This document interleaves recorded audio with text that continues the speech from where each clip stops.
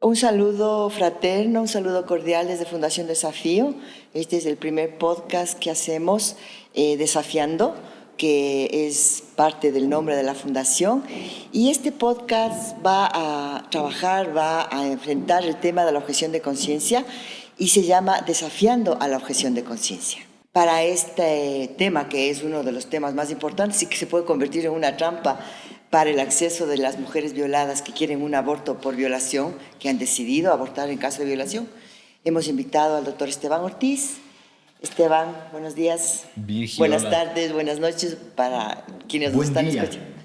Buen día. ¿Cómo estamos, Virgi? ¿Qué tal? Un gusto enorme pues ser parte de este podcast, de este tema de divulgación, obviamente de un problema de salud pública que nos compete a todos los médicos, a todos los ciudadanos y a todos los sectores del país, ¿no? Entonces te agradezco por la invitación, pues, y desde la salud pública y desde la academia, pues estaremos dando nuestra postura en relación a la objeción de conciencia, ¿no? Alrededor del contexto de la despenalización del aborto por violación en Ecuador.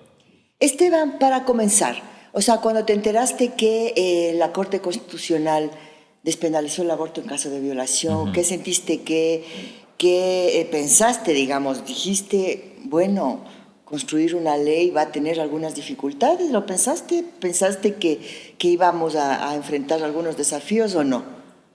Bueno, yo creo que lo primero, obviamente al leer el veredicto de la Corte, yo creo que es satisfacción. Lo primero, entender que hay al menos la lógica de que desde el punto de vista de los derechos reproductivos y de los derechos de las mujeres, pues es anticonstitucional encarcelar a alguien en relación a un procedimiento médico. Entonces, lo primero fue, como es definitivamente una sensación de tranquilidad, pero a la vez una responsabilidad. Para construir un proyecto de ley se requiere de la academia y de la articulación entre muchos sectores. Y eso ha sido, digamos, lo que hemos tratado nosotros de hacer desde hace algunos meses con varias organizaciones, tratar de promover el discurso basado en evidencia para la toma de decisiones desde la Asamblea. Entonces, en eso estamos y creemos nosotros que alguna vez en el país las cosas se tienen que hacer bien, y para poder hacer bien, o al menos tener la seguridad de que estamos en el camino correcto, pues debemos utilizar la información científica como nuestro mejor aliado, ¿no? Y en eso estamos, y obviamente, pues este tema de objeción de conciencia es uno de los que nos preocupa, definitivamente nos preocupa, porque tenemos que ser sumamente claros y concisos en la futura ley, ¿no? Sí, para quienes nos escuchan, la objeción de conciencia tiene un concepto, obviamente, que es la objeción de conciencia. La objeción de conciencia es un derecho que está en la Constitución, es un derecho que se ganó en la Constitución del 2008 y que básicamente tenía que ver con que los jóvenes en el país no vayan a hacer la conscripción. O sea, por ahí empezó la objeción de conciencia. Pero claro, es un derecho que también tiene relación con abogados, con periodistas y, por supuesto, con los profesionales de la salud. La objeción de conciencia simple y llanamente es el permiso para no hacer un procedimiento como el aborto, ¿sí? En este caso, en caso de violación, el profesional de salud o la profesional de salud puede negarse y decir, yo soy objetor, soy objetora, no hago el procedimiento. Pero visto de esa manera, este derecho que en la Constitución dice claramente, siempre y cuando no afecten a terceros o a los derechos de la naturaleza, puede convertirse en una trampa para la ley que va a regular la interrupción voluntaria del embarazo en caso de violación y que puede obstaculizar el acceso a este derecho. La objeción de conciencia en otros países está regulada, no es así nomás, o sea, no es que el profesional de la salud dice soy objetor, soy objetora, no hago el procedimiento, no es tan así. Entonces, en ese marco, Esteban, ¿tú qué planteas? O sea, ¿tú qué has leído? ¿Qué posición tienes? ¿Cómo crees que debe aparecer? ¿Cómo crees que debe plantearse la objeción de conciencia, que siendo un derecho está en la Constitución, pero cómo debería estar reflejada en la ley de interrupción voluntaria del embarazo en caso de violación que se esté elaborando en la Comisión de Justicia de la Asamblea?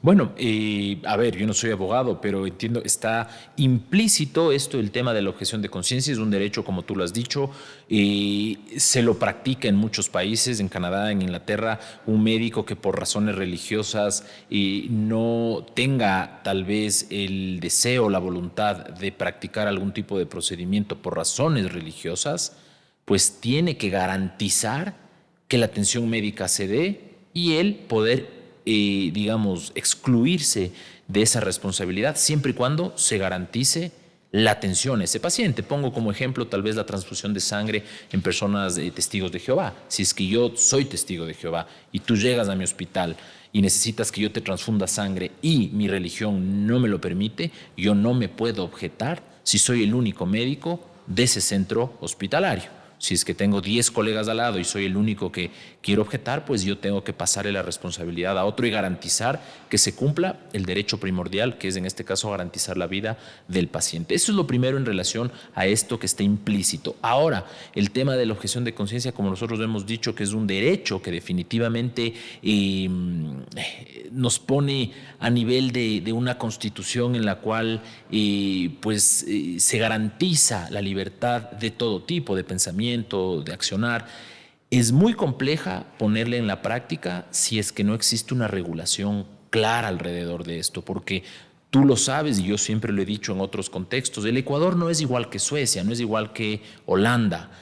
Aquí tenemos problemas que no tienen en otros países y obviamente en ese sentido la regulación tiene que garantizar que si bien el derecho a objetarse está plasmado en la Constitución, pues el derecho a garantizar la salud también lo está. Y el derecho a precautelar la vida está por sobre todos los demás. Entonces, en ese sentido, nosotros, por ejemplo, no podemos dejar abierta la puerta a la objeción de conciencia cuando tenemos un sistema sanitario fraccionado con 4 subsistemas dentro de un sistema que ninguno está articulado entre sí y que si es que yo tengo una paciente que ha sufrido una violación y está en un cantón lejano del país y acude después de 1 hora y media de jalar dedo, pedir plata prestada, fiar para la camioneta, llega al subcentro de salud y en el subcentro de salud se topa con una persona que objeta ese procedimiento y le dice, ¿sabe qué? Váyase al siguiente subcentro de salud que está a 1 hora y media, pues ahí en ese punto hemos dejado de cumplir con el derecho de dar atención sanitaria y de ofrecerle salud a esa persona. Por lo tanto, en esa lógica, pues nosotros tenemos que exigirle al Estado que cumpla su trabajo, que es garantizar el bienestar de todas las personas. Y en esa lógica, pues este choque de derechos tiene que estar muy claramente establecido, en el cual la atención prioritaria de salud va por encima de cualquier otro derecho, siempre y cuando este tenga como objetivo precautelar la salud de las personas, ¿no?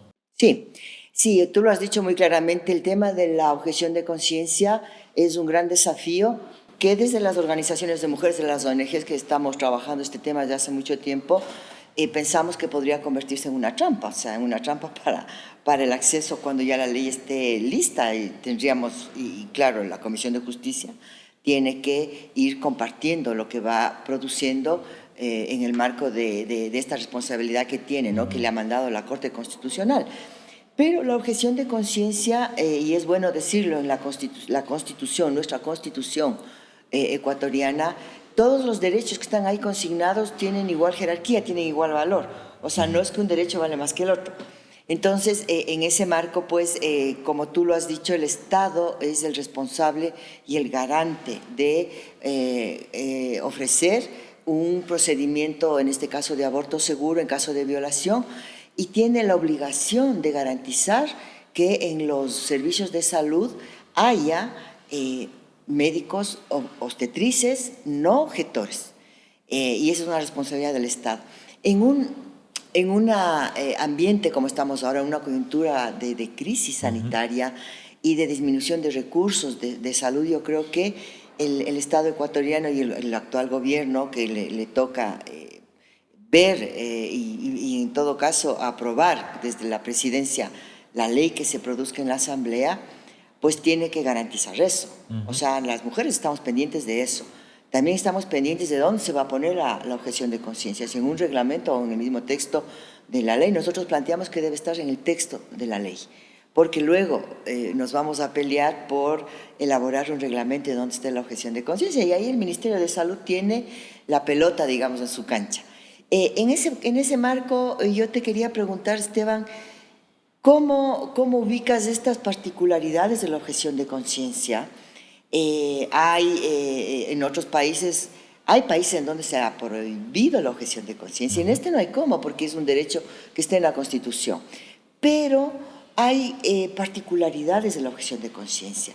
¿Tú crees, por ejemplo, qué opinas de la objeción de conciencia institucional, de la objeción de conciencia colectiva, de las razones por las cuales los profesionales dicen yo soy objetor?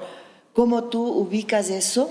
¿Crees que eso es correcto? ¿Crees que eso no debe darse en el sistema de salud? ¿Cómo crees que se debe plantear eso en la ley, en la regulación de la objeción de conciencia? Bueno, definitivamente nosotros sabemos que la objeción de conciencia tiene también límites y excepciones. No necesariamente podemos tomarla como una carta abierta para que una institución pueda tener una postura de objetar la atención médica a alguien. Pongo el ejemplo aquí en el Ecuador, y como lo vuelvo y lo repito, un sistema sanitario fragmentado, lleno de subsistemas. Yo me puedo generar una nueva clínica u hospital financiada por, me invento, la Iglesia Católica, los adventistas o cualquier otra institución religiosa, y esa clínica podría objetar la atención médica a una persona. Y si es que nosotros entendemos que la atención sanitaria se basa en el acceso universal a la salud, pues nosotros estaríamos poniéndole un traspié a esta libertad de poder acceder a un sistema sanitario que garantice lo que nosotros buscamos, que es a la final la salud y la atención de las personas. Entonces, en esa lógica, pues definitivamente tenemos que ser muy cautelosos de poder entender que si bien objetar, digamos, la conciencia en el término de poder brindar atención a alguien, pues tendrá que estar muy regulado. Tú lo has dicho, grupos, instituciones, lugares, comunidades tendrán que estar reguladas desde la misma ley, porque si nosotros nos bajamos a esta pirámide jerárquica de leyes, pues definitivamente el hecho que en una ley no establezca claramente los límites de esta objeción, pues nosotros tendremos problemas con los reglamentos. Y en el país, que es tan difícil, en nuestro país es tan difícil a veces garantizar sus propios derechos. Imaginémonos nosotros que garantizar nuestros propios derechos a veces nos cuesta ya de por sí. El hecho de tener algo en la ley que no esté claro va a dar lugar en que cualquier lugar del hospital alguien pueda decir, mira, en la ley está esto y punto, te coges y te fuiste y no es problema mío a dónde tú te vayas y punto final. Y reparar ese daño, pues sabemos nosotros que en el Ecuador en el que vivimos es muy complejo. Por lo tanto, la ley tiene que ser clara, ¿no? Mira, te hago esta pregunta porque una de las propuestas fundamentales que estamos haciendo nosotros las mujeres es que y que también eso se ha planteado en otros países, porque no es que nosotros nos estamos inaugurando con el tema de aborto por violación y las regulaciones que hay. La objeción de conciencia, por ejemplo, no puede darse en una institución. Las instituciones no tienen conciencia. Y les digo esto porque ya ha pasado situaciones nefastas, como que en un servicio del Seguro Social, en un hospital, pues un médico se atrevió a objetar conciencia desde la institución y prohibió a los otros médicos que hagan un procedimiento de aborto que es legal, que era no punible en ese tiempo, a una mujer, a una adolescente con discapacidad mental. Entonces, por ejemplo, estas cosas hay que preverlas en la ley. Estas cosas no pueden suceder, no hay posibilidad de objeción institucional. Las instituciones no tienen conciencia, las objeciones colectivas tampoco deben darse, tampoco deben darse las objeciones de los jefes de servicio, porque los jefes de servicio pues ejercen un poder sobre los subalternos, exactamente, y eso puede obstaculizar este derecho, ¿no? Porque el derecho a interrumpir un embarazo, el derecho a abortar en caso de violación, es legal. La Corte Constitucional lo ha dicho el 28 de abril y por lo tanto abortar en caso de violación en este país ya no genera ni judicialización ni criminalización para la mujer que se hace el aborto y tampoco para quien hace los abortos. Entonces, en ese marco me parece súper importante pues dejar claramente estipulado eso. Bueno, hemos hablado de la objeción de conciencia y yo considero que eso puede ser un obstáculo, puede ser una trampa, como para que la gente que nos escucha nos entienda. ¿Tú qué opinas? ¿Por qué crees o qué crees tú, Esteban? ¿Qué razones van a decir los médicos, las obstetrices, que apelan a la objeción de conciencia? Porque también en este punto hay que ser bien claros que la objeción de conciencia es una posibilidad y es un derecho que tienen quienes hacen el procedimiento. No, la objeción de conciencia no está para el chofer de la ambulancia ni para la persona que dé el turno en la ventanilla. O sea, la objeción de conciencia es para quien hace el procedimiento. Entonces yo podría entender que quien hace un procedimiento de aborto, que por cierto ahora es muchísimo más sencillo que antes, que con la tecnología y el conocimiento que se tiene ahora es mucho más sencillo. ¿Cuáles serían las razones que el médico o la obstetriz o la médica diga, yo soy objetor por esto? ¿Cuáles serían las razones válidas para que se elabore una reglamentación, una regulación?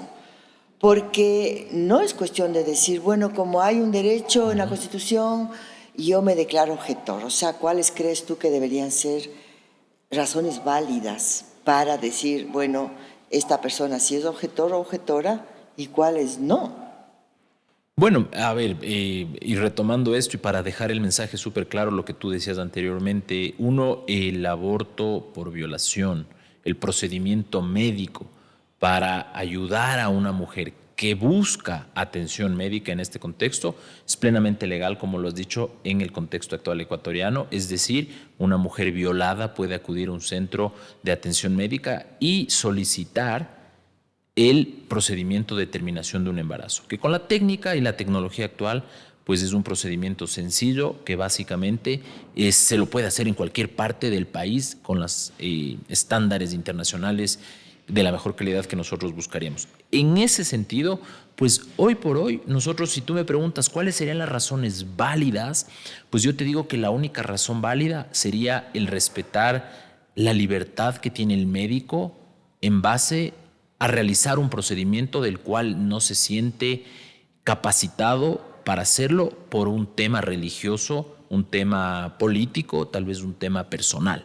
Sería la única razón que yo te puedo decir que puede ser válida y es el hecho de respetar esta libertad que tenemos los ciudadanos, siempre y cuando, como tú bien lo dijiste, no se pase por encima otros derechos. Ahora, desde el punto de vista de la salud pública, de la atención médica, no hay derecho válido. Y sabemos nosotros que esta objeción de conciencia aquí en el contexto latinoamericano, especialmente en el Ecuador, responde plenamente a un contexto religioso. Y el contexto religioso en un país laico no debería tener la cabida que tiene en el Ecuador en términos de básicamente modelar las leyes y las normas del día a día. En ese sentido, pues desde la salud pública nosotros sabemos que el negar un procedimiento médico puede aumentar el riesgo de complicaciones, puede aumentar el riesgo de muerte, puede aumentar el riesgo de que esa persona busque algún tipo de atención clandestina. Por lo tanto, no hay razón médica que justifique la objeción.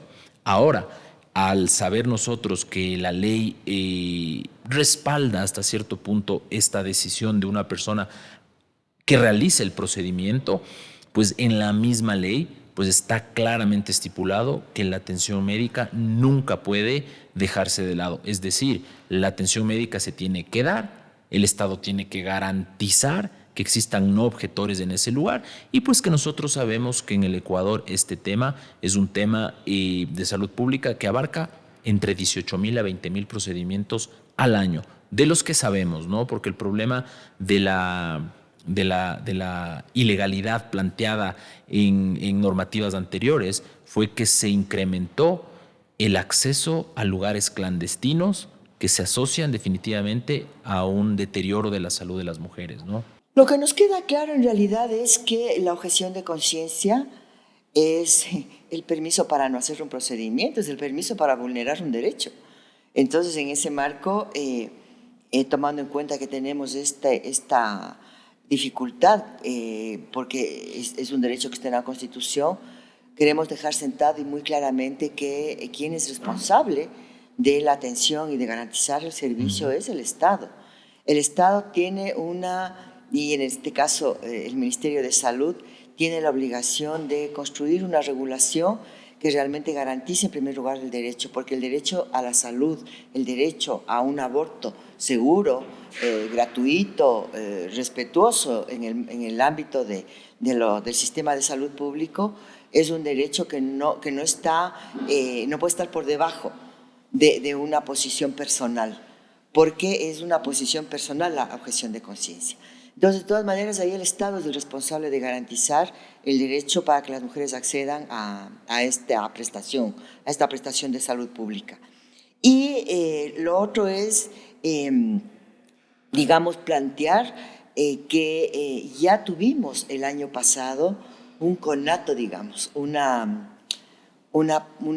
escenario en el cual ya se planteó que los médicos o que los profesionales de la salud podrían objetar conciencia cuando llegan mujeres en una situación de emergencia obstétrica, en una situación de un aborto en curso. Eso ya lo plantearon el año pasado cuando cuando la Asamblea aprobó el nuevo Código de la Salud, que luego el presidente Moreno lo vetó totalmente. En un caso de emergencia, para que quede súper claro, Esteban, un caso de emergencia médica, en un caso de emergencia obstétrica, una mujer llega sangrando por un aborto que el médico o quien atiende no puede saber que es un aborto provocado, porque técnicamente no hay cómo saber que es un aborto provocado. Ya se planteó no atender si es que esa persona, ese profesional, objetaba. ¿Cómo ves tú eso?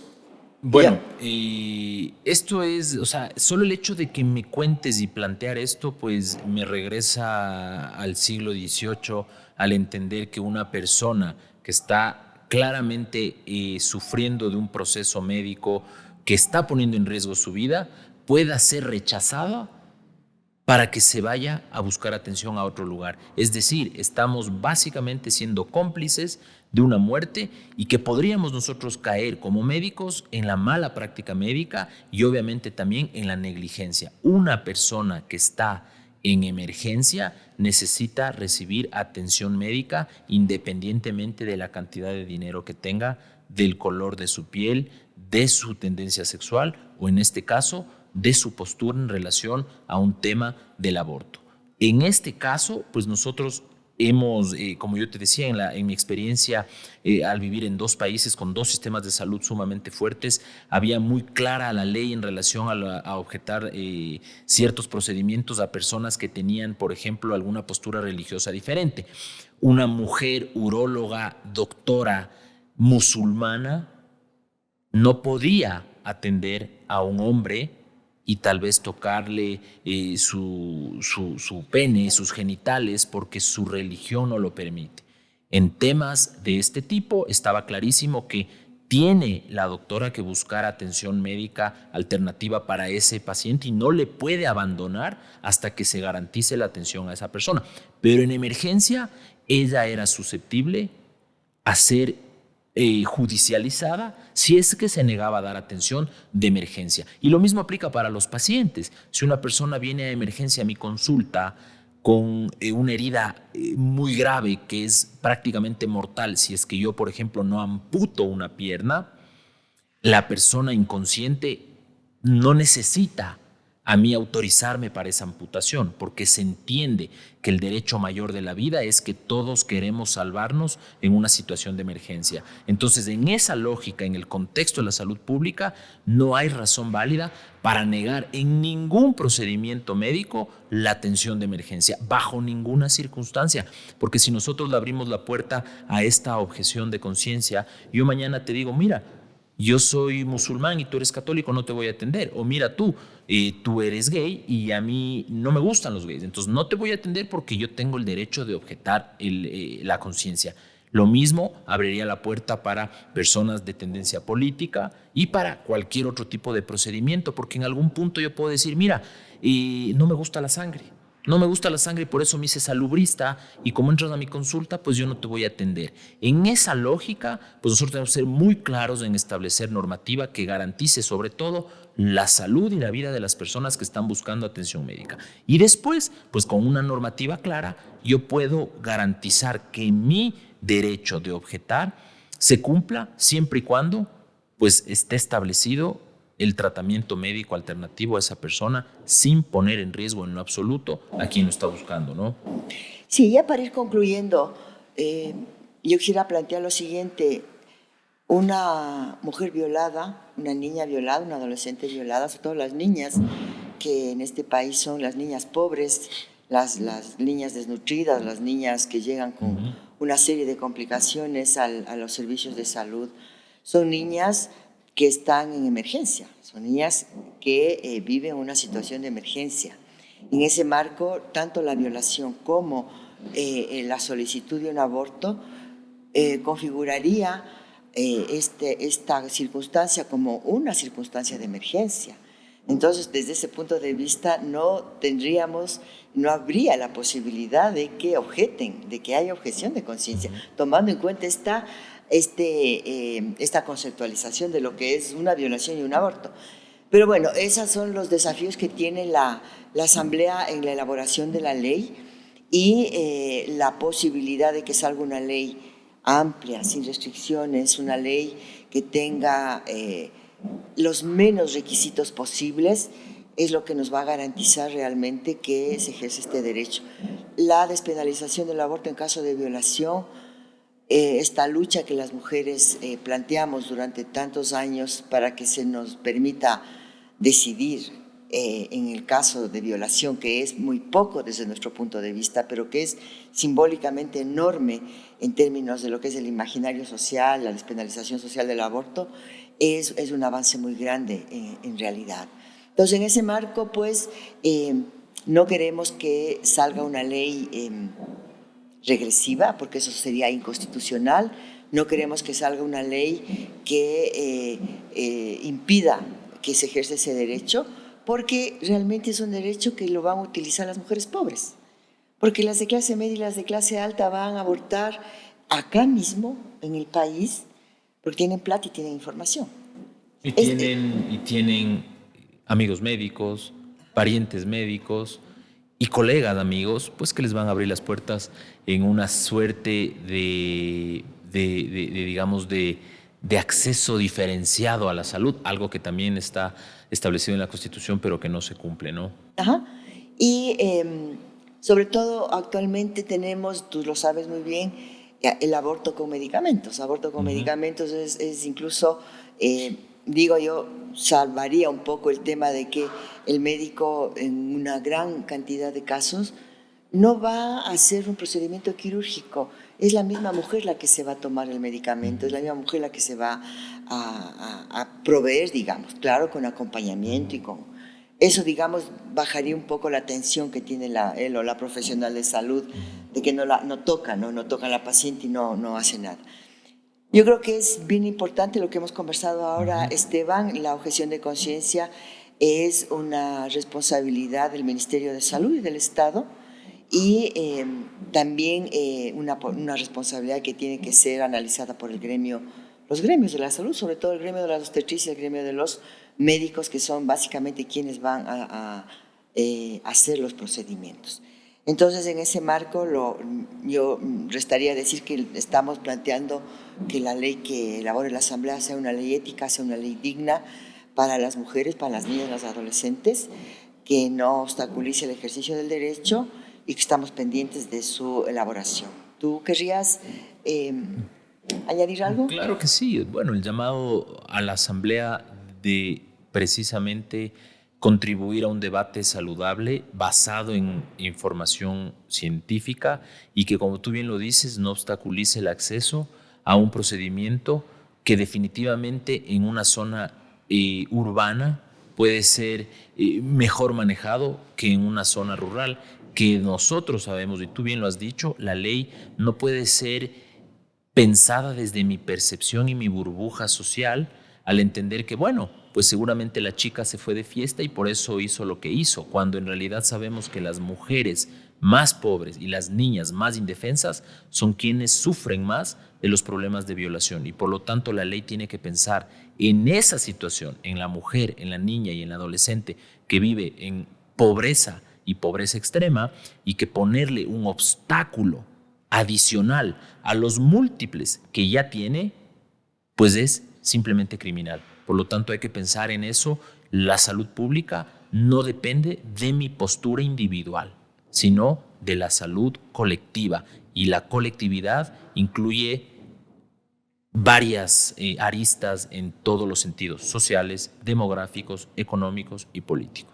Bueno, vamos a cerrar este primer podcast, este primer Desafiando a la Conciencia. Agradecemos a Esteban. Muchas gracias por la presencia, muchas gracias por tu sabiduría, por tus aportes. Y a quienes nos están escuchando les enviamos la pregunta: ¿qué opinan de la objeción de conciencia? ¿Cómo se posicionan frente a eso? Y no se olviden seguirnos en nuestras redes sociales. Estamos en Twitter, estamos en Instagram, estamos en Facebook, estamos en YouTube. Así que sintonicen nuestros canales y nuestras plataformas de redes sociales. Un saludo fraterno nuevamente.